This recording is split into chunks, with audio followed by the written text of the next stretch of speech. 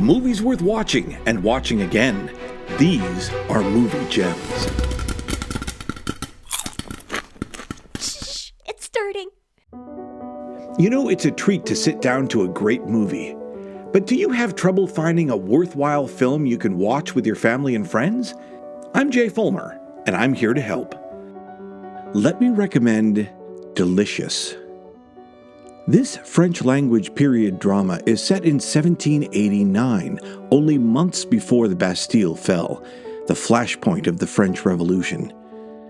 The film begins with the hands of Pierre Manceron. His passion for cooking elevates his food to an art form, for which he has earned an honored reputation. His skills are evident in the lush opening shots, his hands shaping a clearly delicious baked pastry of his own invention. Manceron, the son of an innkeeper, serves the Duke of Chamfort, and he is like a tamed bear, resigned to his role in the Duke's circus of privilege. At first, the guests all applaud Manceron's delectable fare.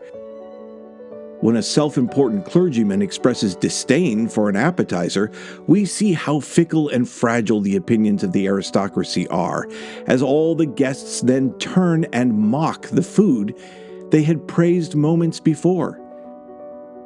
Frostily, the Duke demands an apology from the chef. None is forthcoming.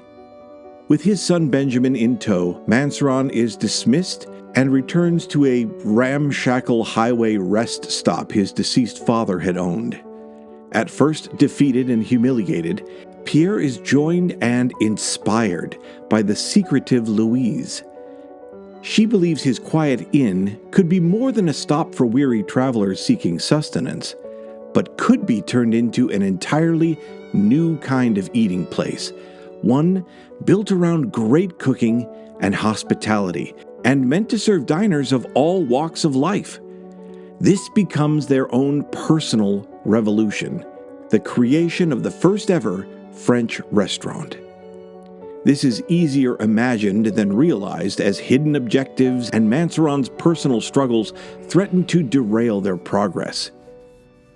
The film does a nice job of conveying the tensions of this period in French history through the symbol of cooking. Manceron's approach to food becomes a symbol for the class struggle. He could cook for the wealthy who claimed to be the only ones worthy of good food, or he could use his talents for the common folk, taking back his power. The news of brewing national discontent makes its way to the inn in bits and pieces. Still, the inn is an oasis in the French countryside. The landscape is stunning, richly colored fall leaves or rolling spring hills glowing in sunshine and in rain, roaming chickens and rustic interiors. This is a place where the characters can revel in cooking, in the visceral sensory experiences of food. The visual allure of hearth-lit indoors and sun-dappled outdoors makes the countryside of the common man infinitely more appealing than the cold artifice of the palatial finery where the aristocracy dwell.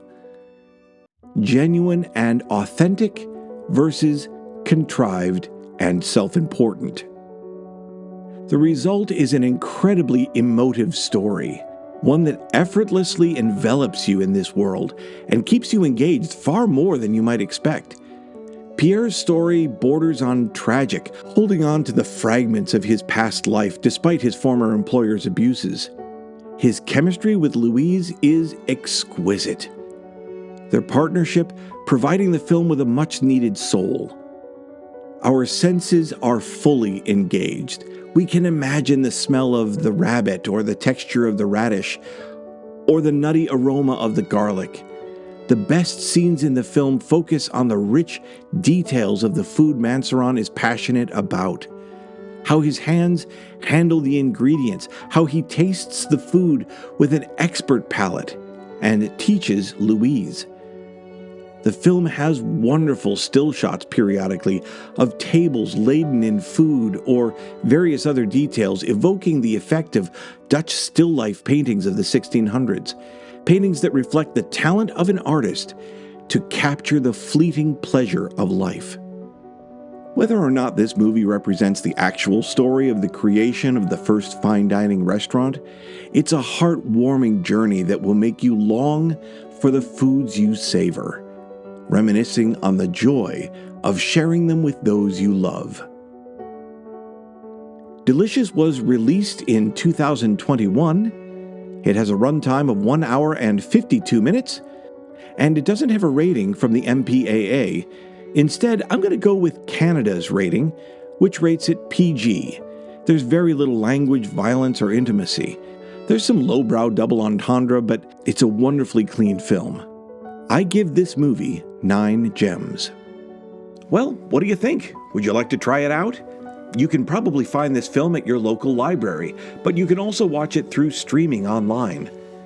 Just type your movie title into the search bar and include the word streaming.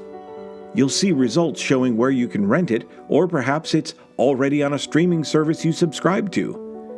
Once you watch it, come on back and tell us what you thought in the comments section. If you're already a fan of the movie, tell us in the comments what you loved about it and encourage others to watch it too. Don't forget to subscribe and hit the notification bell to be notified of new episodes as they come out.